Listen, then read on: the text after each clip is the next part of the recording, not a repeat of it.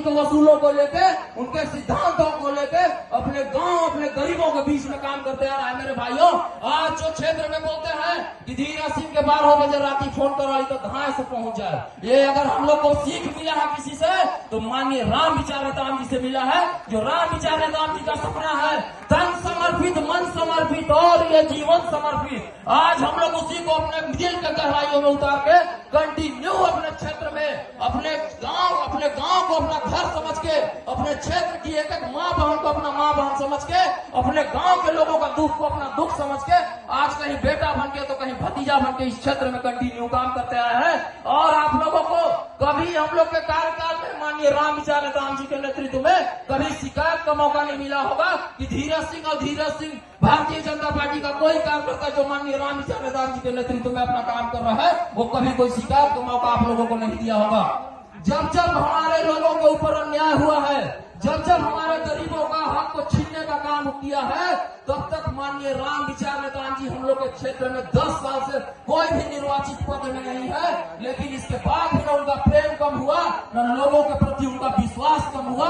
माननीय राम विचार नेताम जी गरीबों के हक को दिलाने के लिए, उनके लड़ाई को लड़ने के लिए रोड में हमेशा आते रहे हैं। जो अभी आप लोग ने फिलहाल में देखा होगा, जो कांग्रेस पार्टी की सरकार ने 16 लाख गरीब परिवारों का घर को लूटने का काम किया, माननीय राम विचार नेताम जी ने पूरे छत्तीसगढ़ में सबसे बड़ा सभा करके माननीय भूपेश बघेल जी के कुर्सी को हिलाने का काम किया और आप सभी का प्रधानमंत्री आवास दिलाने का काम किया है।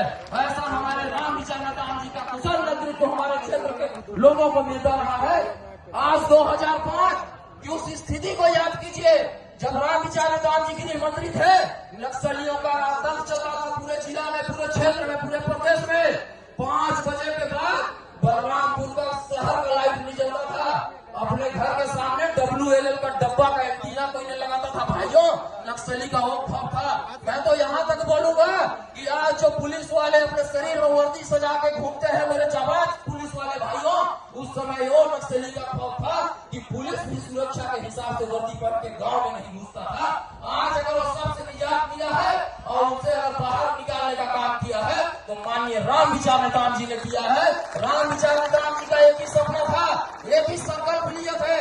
जिस समय नक्सलियों के खिलाफ कोई नेता नहीं बोलता था, उस समय राम विचार नेताम जी ने मोर्चा खोलने का काम किया था, मोर्चा खोलने का काम किया था। भाइयों, राम विचार नेताम जी का एक ही सपना था, एक ही सोच था कि हमारे क्षेत्र से दहशत का वातावरण खत्म होना चाहिए, हमारे क्षेत्र से वीडियो बनाने पे हमारे क्षेत्र होना चाहिए। हमारे गांव की माताएं बहनें जो 7 बजे नक्सली के समय अगर किसी का बेटा घर में नहीं आता था तो माँ पूरा देवी देवता को पूजने लगती थी कि हमारा बेटा सही सलामत आ जाता, हम कर भगवान। आज की स्थिति यह है कि 10 बजे रात को भी अगर बेटा घर नहीं आता है तो माँ बोलती है कि जल्दी घर आ जाए बेटा, हम लोग खा के सोने जा रहे हैं। ये है शांति।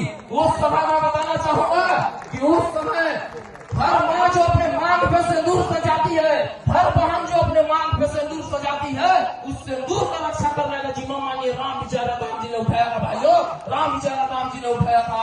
हर वो बहन जो अपने भाई के कलाई में रक्षा का सूत्र बांधती है, उस कलाई का रक्षा का जिम्मा माननीय राम विचार नेताम जी ने उठाया था। भाइयों, माननीय राम विचार नेताम जी ने उठाया था। आज हम लोग सब अमन चैन शांति से हैं।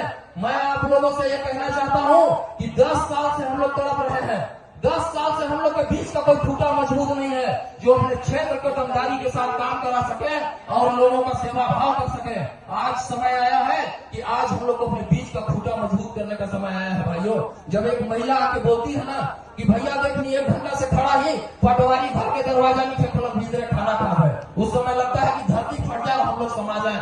जिस दिन राम विचार नेताम जी इस क्षेत्र से चुनाव जीतेंगे, जिस दिन उदयश्वरी पेगड़ा जी इस क्षेत्र से चुनाव जीतेगी, जिस दिन शकुंतला कोरटे जी चुनाव जीतेंगी और जिस दिन भारतीय जनता पार्टी का सरकार होगा, भाइयों, अगर इस क्षेत्र से एक भी माँ बहन का आवाज ऐसा आ गया कि पटवारी नहीं सुना, तहसीलदार नहीं सुना, थाना नहीं सुना, मैं इस मंच से आकर बोल रहा हूँ, आप ही का चुनाव लड़ना छोड़ देंगे और क्षेत्र में घूमना छोड़ देंगे।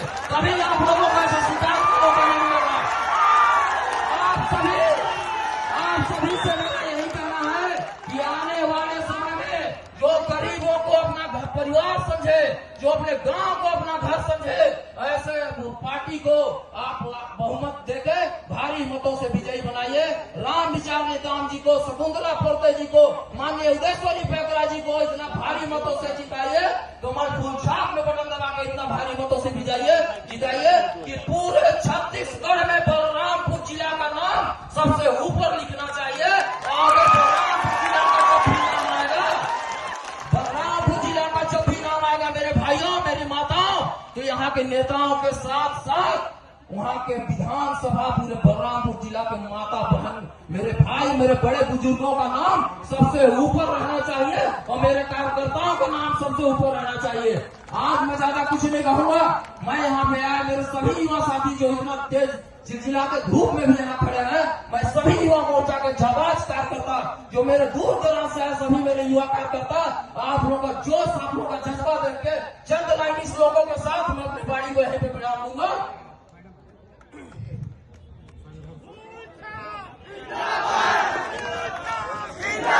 युवा मोर्चा जिंदाबाद, क्षेत्र के पूरे युवा जिंदाबाद। संघर्षों के साये में असली आजादी पलती है, संघर्षों के साये में असली आजादी पलती है। इतिहास इधर मुड़ जाता है जिस ओर जवानी चलती है, जिस ओर जवानी चलती है। बहुत बहुत धन्यवाद सभी यहाँ पर उपस्थित माताओं बहने, सभी मेरे बड़े बुजुर्ग, यहाँ पर उपस्थित सभी युवा साथी, यहाँ पर उपस्थित समस्त मंचासीन को मैं हाथ जोड़ कर प्रणाम करके अपने बाड़ी को समाप्त करता हूँ। जय